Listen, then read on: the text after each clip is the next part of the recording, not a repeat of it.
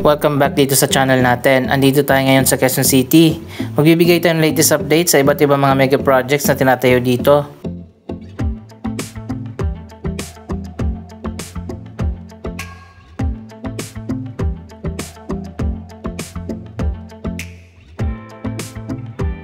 Natapos na nga ang bagong canopy dito sa Quezon City Hall Underpass.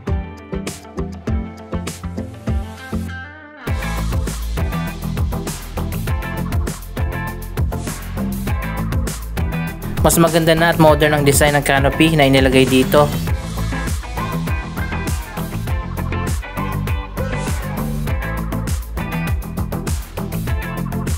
Hindi na rin nababasa ang underpass tuwing umuulan dahil meron nang ang canopy.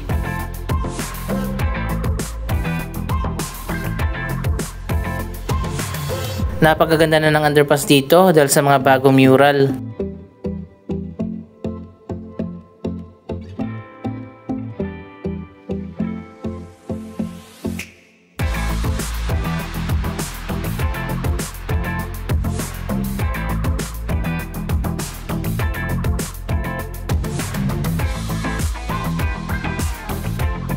Iba't ibang mga hayop at mga halaman na makikita dito sa ating bansa ang ipininta dito sa underpass.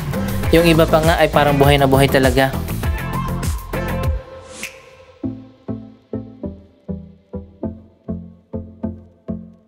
Anyway, dito naman tayo sa kabilang side. Tapos na rin ang bagong canopy dito.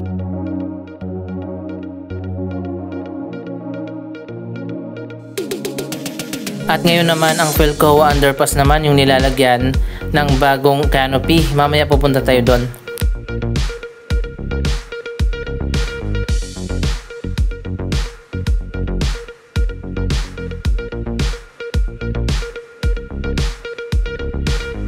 So ayan guys, medyo pabago-bago yung panahon natin. Umaaraw tapos biglang didilim. Silipin muna natin yung ginagawang MRT7 Quezon Memorial Circle Station. Yung mga kalsada pala dito ay naharangan na ng mga bagong CR dito sa loob ng circle. Tingnan natin dito sa loob. Ito na pala yung bagong passenger entrance at exit papunta sa underground station.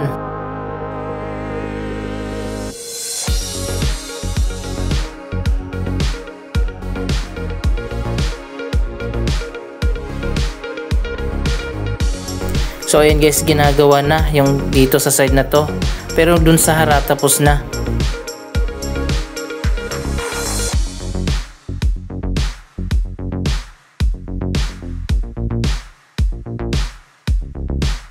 Dito na dadaan yung mga commuters papunta dyan sa underground station para sumakay ng MRT7.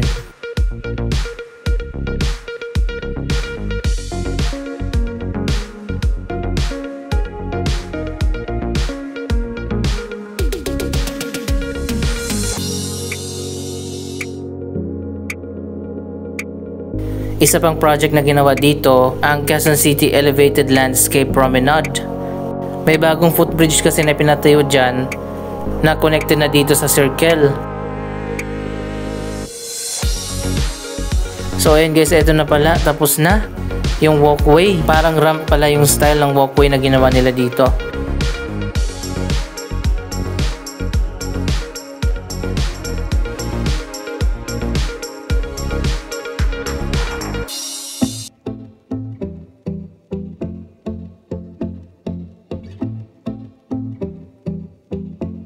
Yung railings na lang pala ang hindi pa nailalagay dito.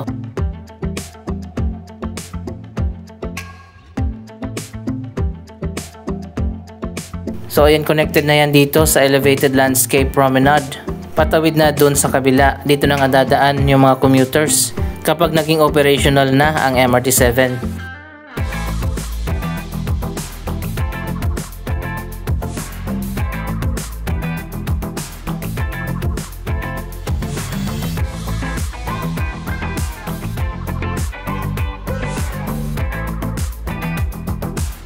Sana i-landscape din nila itong area, parang gubat na kasi.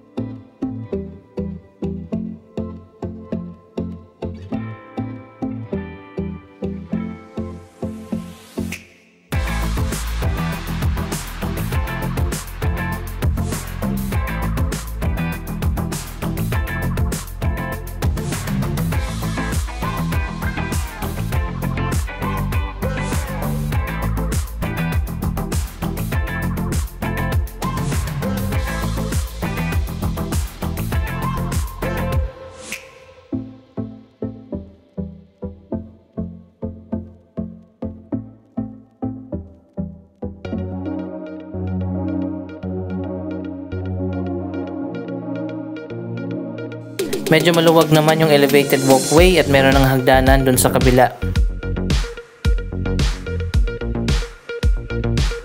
Ito lang yung naiba kasi lahat ng daanan dito papunta sa circle ay underpass. Ito lang ang elevated footbridge.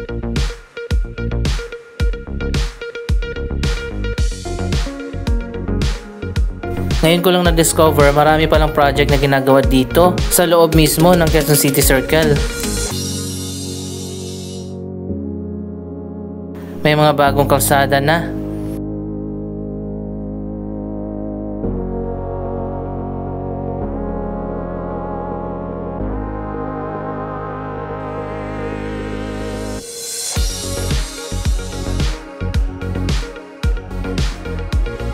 Isa pang project na itatayo dito ang skate park.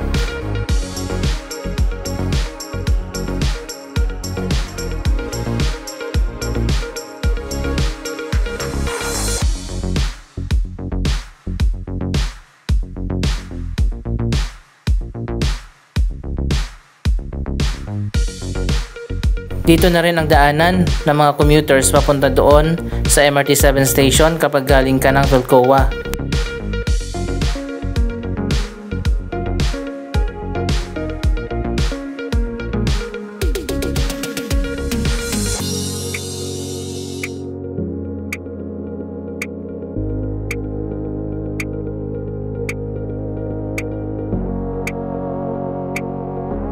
Ito pa yung iba pang mga project, magtatayo ng water features, dog park, at botanical kiosks. Ayan, may mga bagong street na dito. Magtatayo din ng mga sports facilities.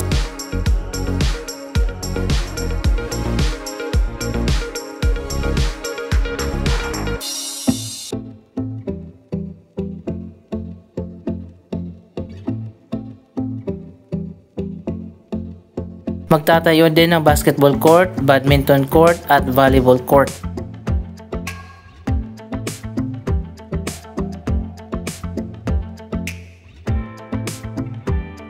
Iba talaga pag proactive ang LGU. So ayan guys, ito yung mga project naman ng Quezon City Local Government. Pagliko natin dito, ayan makikita na natin yung isa pang entrance ng MRT 7 station.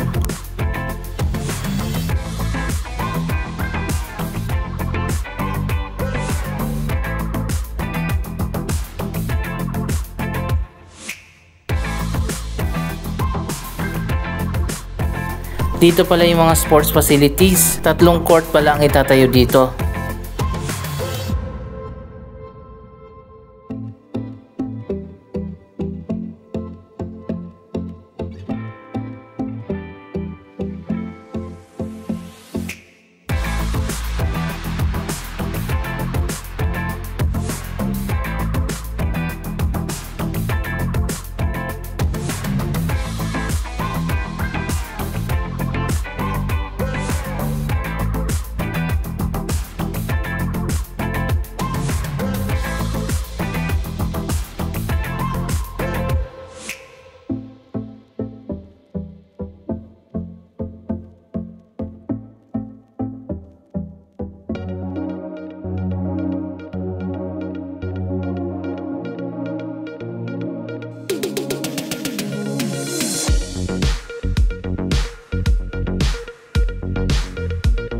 Ito na nga yung daanan papunta doon sa Philcoa Underpass.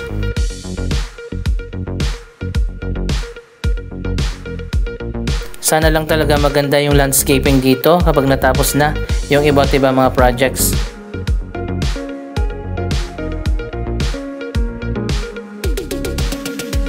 May mga light tunnel din dito na maganda tingnan sa gabi.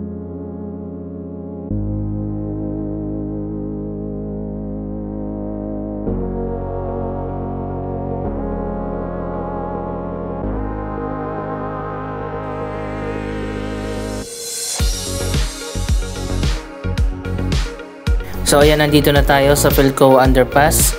Ginagawa pa ngayon yung bagong canopy.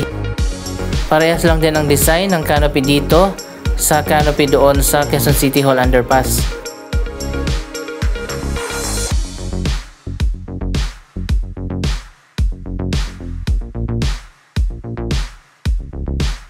Wow, finally inaayos na rin ang Philcoa Underpass. Ayan, makikita nyo naman.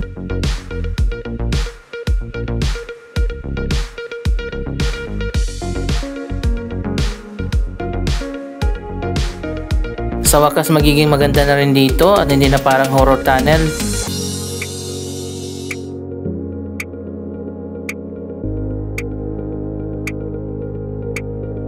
Abangan natin ang bagong design ng Philcoa Underpass. Meron ng elevated na daanan dito sa gilid at meron namang daanan dito sa baba.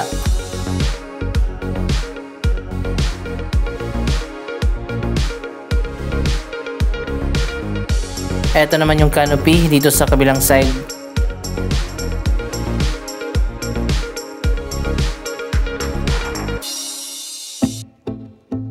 Finally, hindi na rin magbabaha dito sa Philcoa Underpass dahil meron nang ang canopy.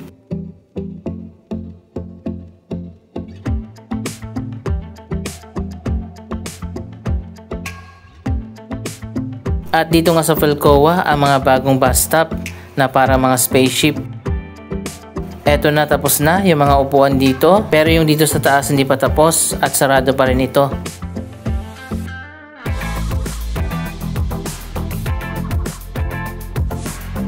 Kakaiba talagang design ng mga bagong bus stop dito sa Commonwealth Avenue.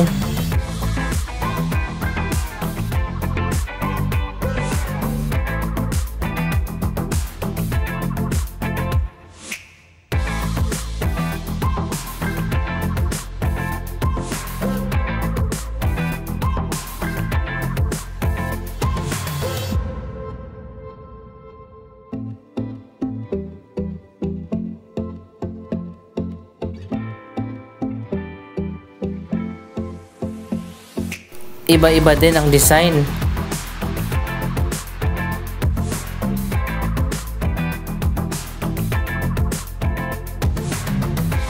Parang more on aesthetic ang design at hindi useful. Mababasa ka dito sa ulan kasi patagilid yung roof. At finally, eto na ngayon ang latest na progress sa University Avenue Station ng MRT7.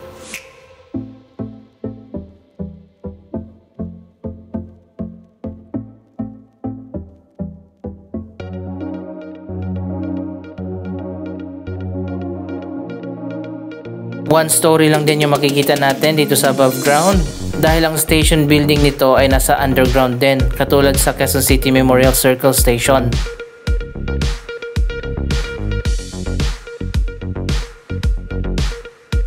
Dalawa lang ang underground station ng MRT7.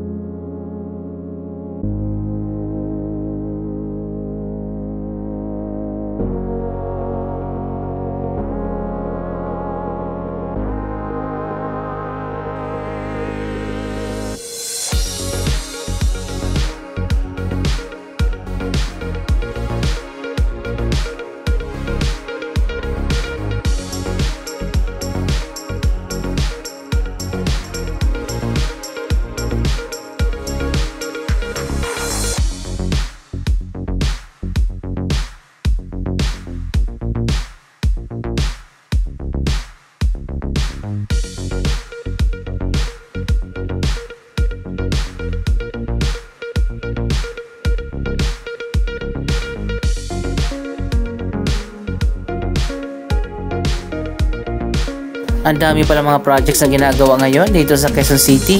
Anong masasabi nyo sa mga proyektong ito? Mag-comment lamang dyan sa baba ng inyong mga reaksyon.